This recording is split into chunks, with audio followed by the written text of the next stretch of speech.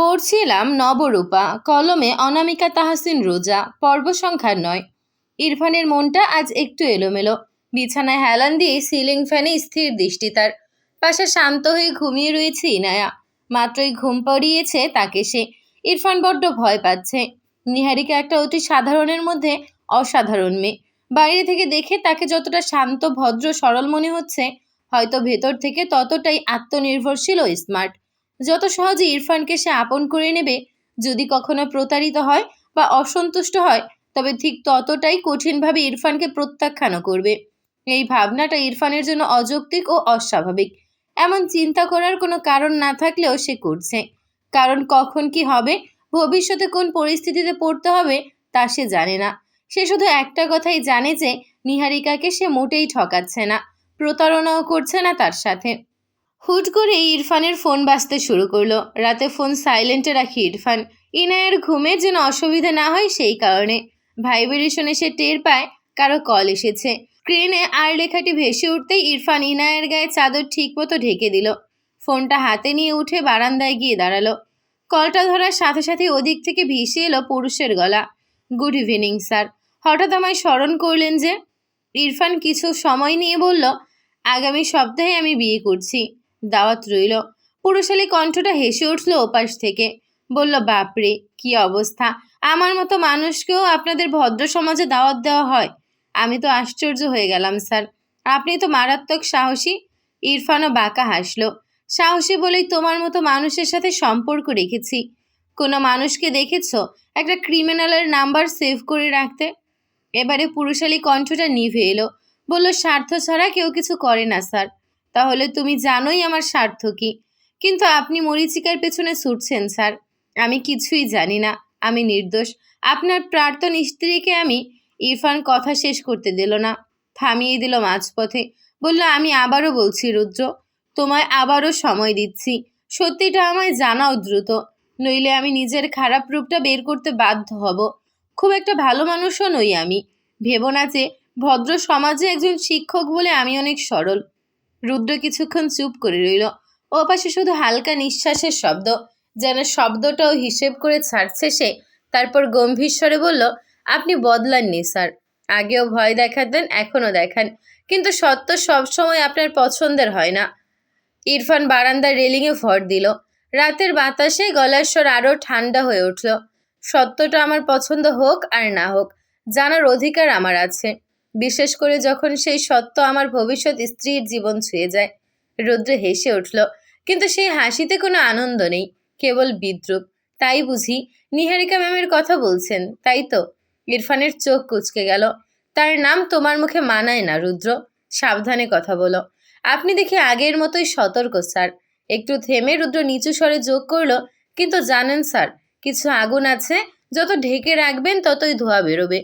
ইরফানের কণ্ঠ এবার কঠিন হয়ে উঠল। ধোঁয়া আমি সামলাতে জানি, আগুনের উৎসটা জানাও। ওপাশ থেকে দীর্ঘশ্বাস এলো। উনি উনি যেভাবে মারা গেছেন সেটা পুরোটা দুর্ঘটনা নয় স্যার। ইরফানের আঙুল শক্ত হয়ে ফোনটা চেপে ধরল। ভেবে কথা বলো। আপনিও এটা জানেন স্যার। আমি ভেবেই বলছি।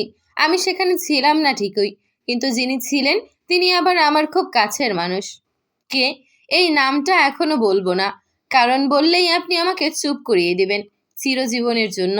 ইরফান ঠান্ডা গলায় বলল, আমি চুপ করাই না রুদ্র, আমি শেষ করি। হয়তো তোমায় করব না, কিন্তু আসল কালপ্রিটকে তো করতেই পারি। রুদ্র এবার সিরিয়াস কণ্ঠে বলল, স্যার, আমি জানি যে আপনার বিয়ের আগে সত্যিটা জানাটা আপনার দরকার। কারণ নিহারিকা ম্যাম যদি জানতে পারেন যে আপনি অন্ধকারের মাঝখানে দাঁড়িয়ে আলো দেখাচ্ছেন, সে আলোয় উনি পা রাখবে না। এক মুহূর্তের নীরবতা। বারান্দায় বাতি ঝাপসা হয়ে এলো ইরফানের চোখে। তুমি কি চাও? সময় আর নিরাপত্তা। সময় তোমায় আগেও দিয়েছি, এবার কম। কত? আপনার বিয়ের আগের রাত পর্যন্ত। ইরফান হালকা হাসলো, কিন্তু সেই হাসি ভয়ঙ্কর। বেশ, কিন্তু একটা কথা মনে রেখো রুদ্র, আমি যদি একবার বুঝে যাই তুমি মিথ্যে বলছো, তাহলে তোমার আর কোনো রাত থাকবে না। রুদ্র ধীরে বলল, ঠিক তাই স্যার। এই খেলায় হয় সদ্য জিতবে, নয়তো আমরা সবাই হারবো। লাইন কেটে গেল। ইরফান ফোন নামিয়ে আকাশের দিকে তাকালো। সিলিং ফ্যানের নিচে ঘুমিয়ে থাকা ইনায়া আর সামনের দিনে দাঁড়িয়ে থাকা নিহারিকার মুখ, দুটোই একসাথে ভেসে উঠল তার চোখে। সে ফিসফিস করে আবারও বলল, আমি কাউকে ঠকাচ্ছি না, কাউকেই না, কিন্তু সত্য যদি আমাকেই ঠকায়। কয়েকটা দিন কেটে গেল খুব নিঃশব্দে, অথচ ভেতরে ভেতরে ভারী শব্দ তোলে। সময় এগোলেও ইরফানের মন থেমে থেমে হাঁটল। রুদ্র আর ফোন করেনি, ইরফানও আর যোগাযোগ করেনি।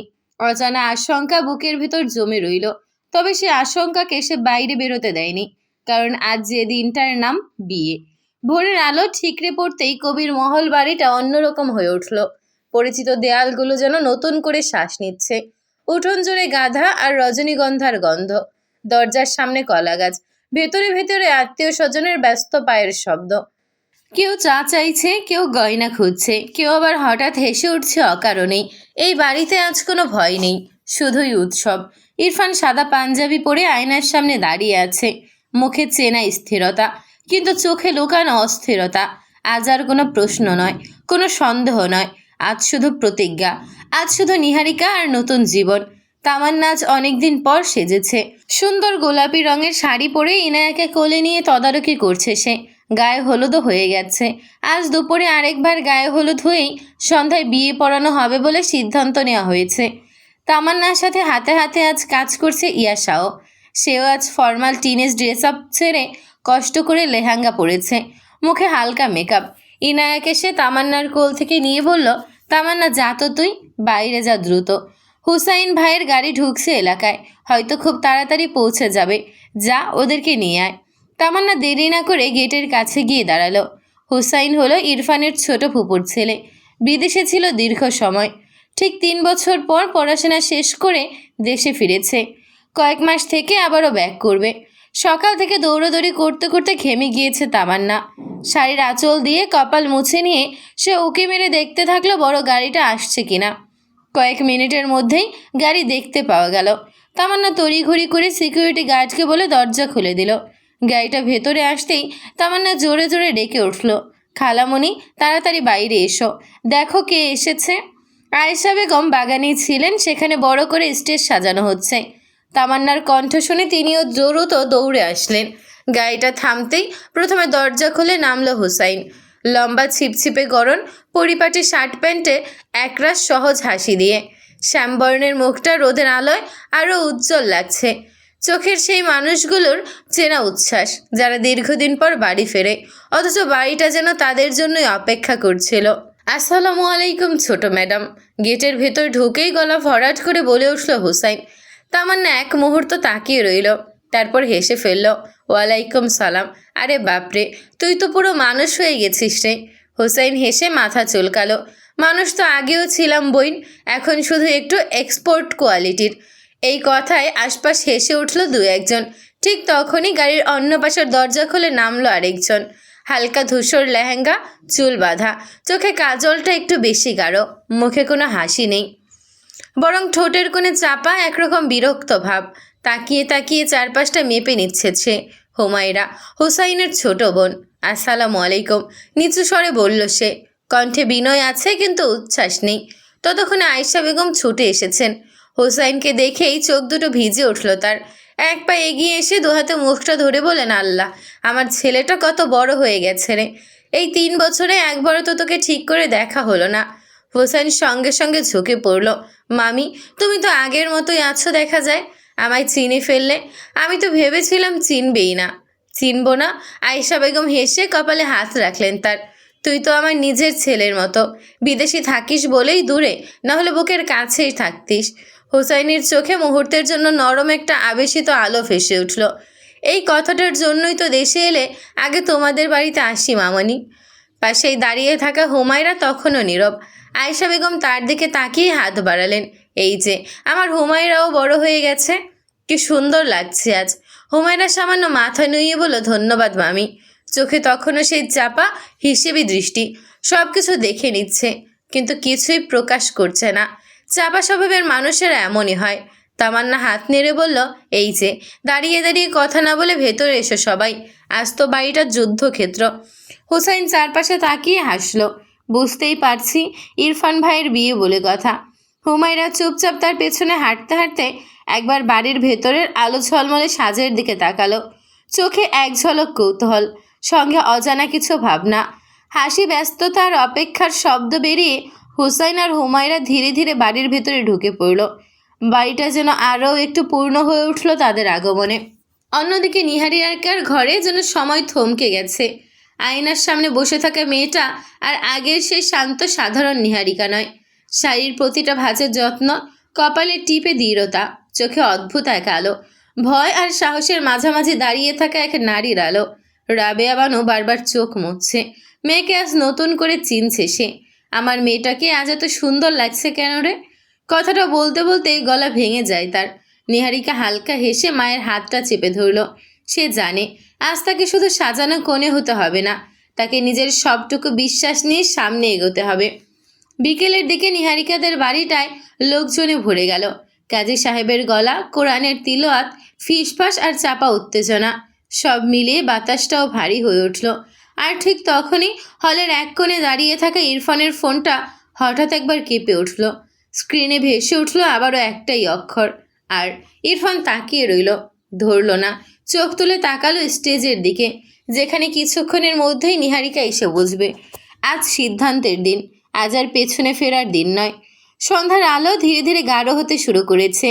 হলের ভেতরে তখন আলো জ্বলছে, নরম, উষ্ণ, একটু সোনালি। কাজী সাহেবের গম্ভীর কণ্ঠে কোরআনের তিলাওয়াত থামতেই চারপাশে একটা পবিত্র নীরবতা নেমে এলো। ফিসফাসগুলোও যেন নিজেরাই থেমে গেল। নিহারিকাকে এনে বসানো হলো। মেরুন শাড়িতে সে আজ অন্যরকম চেনা, শান্ত মুখটা আরও স্থির, আরও গভীর। চোখ নামানো হাত দুটো কাঁপছে সামান্য। বুকের ভেতরটা কেমন জানি খালি খালি লাগছে তার, আবার অদ্ভুতভাবে ভারীও। এত মানুষের সামনে, এত সিদ্ধান্তের মাঝখানে এই প্রথম সে নিজের জীবনকে এমন করে সামনে এগিয়ে দিতে চলেছে। ইরফান একটু দূরে বসে আছে, গম্ভীর মুখ, চোখে অদ্ভুত দৃঢ়তা। ফোনটা তখনও পকেটেই আছে। পর্দার আড়ালে থাকায় সে এখনো নিহারিকাকে দেখতে পায়নি, তবে আবছা দেখা যাওয়ায় বুঝতে পারল মেয়েটাকে অসম্ভব সুন্দর লাগছে। কাজী সাহেব বিয়ে পড়ানো শুরু করলে নিহারিকার কানে মুহূর্তের সব শব্দ ঝাপসা হয়ে গেল। মনে পড়ে গেল কতটা ভয়, কতটা দ্বিধা, কত না বলা কষ্ট, গায়ের রং নিয়ে লুকানো লজ্জা, নিজেকে ছোট করে নেয়ার পুরনো অভ্যাস, সব একসাথে বুকের ভেতর হুলস্থুল করে উঠল। তারপর হঠাৎ মনে পড়ল ইরফানের চোখের সেই দৃষ্টি, বিচারহীন, তুলনাহীন, নিখাত। এরপর কাজী বলাতে নিহারিকা খুব আস্তে কিন্তু স্পষ্ট কণ্ঠ বলল, কবুল। এক মুহূর্ত নিস্তব্ধতা, তারপর যেন বাতাস ছাড়ল সবাই একসাথে। কেউ কেউ নিঃশ্বাস ছাড়ল, কেউ চাপা হাসল। ইরফানের দিকে কাজী সাহেব গেল। ইরফান এক সেকেন্ডও দেরি করল না। কবুল শব্দটা ছোট কিন্তু দৃঢ়। সিদ্ধান্ত তো বহু আগেই নেওয়া ছিল। তৃতীয়বার কবুল বলার পর কাজী সাহেব দোয়া পড়লেন। হাত তুলে সবাই আমিন বলল। হলের ভেতর হালকা গুঞ্জন, কেউ চোখ মুছছে, কেউ ফোন তুলে ছবি তুলছে। রাবেয়া বানু চুপচাপ বসে কাঁদছেন, আনন্দের কান্না। নিজের মেয়েকে আজ নতুন জীবনের পথে তুলে দিলেন, এই ভাবনাটাই তার চোখ ভিজিয়ে দিচ্ছে। আয়েশা বেগম নিহারিকার মাথায় হাত রেখে দোয়া করলেন। ঠোঁট নড়ে নীরবে। তামান্না দূর থেকে তাকিয়ে আছে, চোখে প্রশান্তির হাসি। ইয়াশা খুশিতে ইনায়াকে কোলে নিয়ে নিহারিকার পাশে গিয়ে বসল। নিহারিকার তখন মনে হচ্ছে সব শব্দ দূরে সরে গেছে। সে শুধু নিজের বুকের ভেতরের ধুকপুকানিটা শুনতে পাচ্ছে। ভয় আছে, অজানা ভবিষ্যৎ আছে, কিন্তু তার মাঝখানে এক ফোঁটা শান্তিও আছে। আজ প্রথমবার সে নিজেকে লুকোয়নি, ছোট করেনি। আজ সে নিজের মতো করেই কাউকে কবুল করেছে। ধীরে সে চোখ তুলে তাকালো ইরফানের দিকে। ইরফানও তাকিয়েছিল। তাদের চোখ মিলল। কোনো কথা হলো না, প্রয়োজনও পড়ল না। বিয়ে সম্পূর্ণ হয়েছে। আর সেই মুহূর্তে নিহারিকার জীবনের একটা অধ্যায় নীরবে শেষ হয়ে আরেকটা শুরু হয়েছে।